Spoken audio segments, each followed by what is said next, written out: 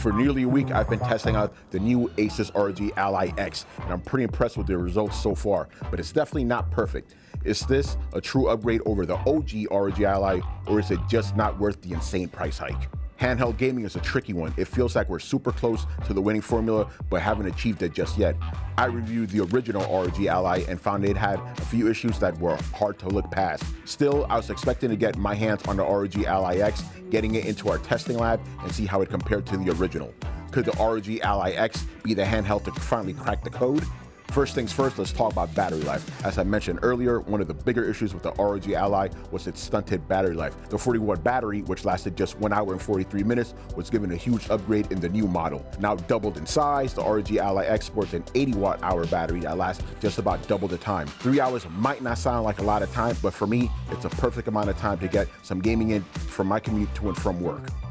Though it uses the same AMD Ryzen Z1 Extreme chip as the original, upgrades elsewhere still help to see improvements in the overall performance of the ROG Ally X. A bigger battery, faster SSD, and improved cooling are contributing factors in giving the handheld a small performance bump, helping games run smoother than before. The frame rates when I play Doom Eternal hover around the 50s and lower 60s when running at 720p.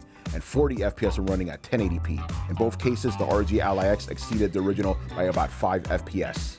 Finally, another good reason to buy the Asus ROG Ally X is its updated ergonomic design. The small design tweaks and added weight make it easier to hold onto for longer periods of time. It's not a radical departure from the original, but it's because the Ally X has that bigger battery life, it feels heftier. It's heavy enough to feel more premium, but not so heavy that it becomes a chore to hold like the Lenovo Legion Go. Button placement is unchanged, with the buttons and analog sticks themselves feel sturdier and more responsive. If you think you like what you hear so far, you can check out the full review over at tomsguide.com. And make sure to subscribe to the channel here so you can see how the ROG Ally X matches up to the Steam Deck OLED in Tech Takedown. Despite the pluses so far, there are a few things I wasn't too fond of that kind of make me think this could be a skip. This could be written on my forehead at this point, since I've said it so many times, but I'll say it again. Windows 11 sucks for handhelds. Okay, yeah, the touchscreen is plenty responsive when navigating through the operating system, but the fact that you have to use the touchscreen at all prevents this from feeling like a dedicated handheld. To be fair, Asus's Armory Crate launcher opens on startup and lets you easily browse and select games from your library. I'm also pleased to report that even though you're taken to a games launcher when you select it, you're returned to Armory Crate when you exit to the desktop. If that reason is too nitpicky, then hear this. The ROG Ally X is insanely expensive. Well, not insanely expensive, but $799 is a lot for a handheld. That's a whopping $150 more than the original high-spec ROG Ally.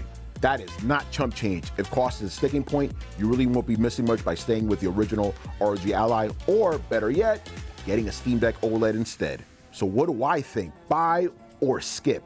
Despite the lofty price and the annoyances of Windows 11, I think the Asus ROG Ally X is worth the upgrade. Most notably, that battery life, which is again double the original, really makes me feel as though I'm playing on an improved machine. With minor but noticeable performance improvements, I would recommend the Asus ROG Ally X to anyone looking for a solid handheld gaming device. These improvements also make me excited to see what a hypothetical ROG Ally 2 could look like.